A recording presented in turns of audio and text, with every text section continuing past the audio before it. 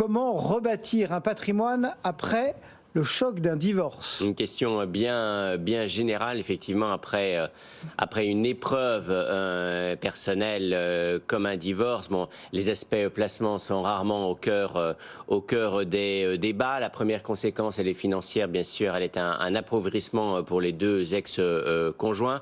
Sur le plan strictement financier, la première, je dirais, équation, elle est budgétaire. Il faut rétablir l'équilibre entre les dépenses et les recettes. Sur le plan des placements, il convient en fait dans des périodes un peu d'incertitude de surtout ne pas se positionner sur des actifs à long terme, mais de privilégier les livrets, éventuellement l'assurance vie en euros, l'épargne logement, c'est-à-dire en fait des placements souples, des placements sans risque, des placements avec peu de frais que vous allez pouvoir mobiliser ou pas en fonction de vos besoins.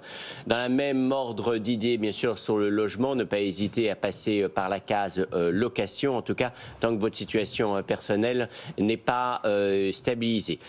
Voilà pour quelques remarques générales. Bien sûr, il faut se faire conseiller pas des professionnels, par la presse, parce que ce sont des périodes compliquées. Hein. Rebondir après un divorce sur le plan financier, ce n'est pas forcément toujours simple.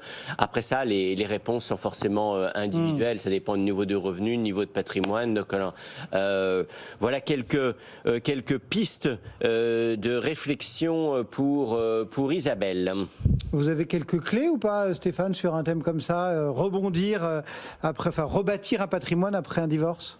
Alors, et ne me dites pas retrouver un conjoint infortuné, parce que ce serait trop simple. C'est une question personnelle ou professionnelle? Non, évidemment, il faut éviter, il faut bien sûr se faire accompagner, parce que s'il y a famille recomposée potentiellement derrière, ça peut se compliquer. Donc, j'ai pas forcément de conseils pour Isabelle, parce que la situation de chacun étant très propre, il faut juste éviter de retenir. Alors là, je parle à titre personnel et professionnel, parce que évidemment, on vit aussi avec nos propres perspectives.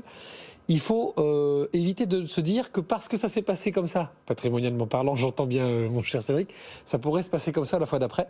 Donc comment rebâtir un patrimoine avec le choc d'un divorce?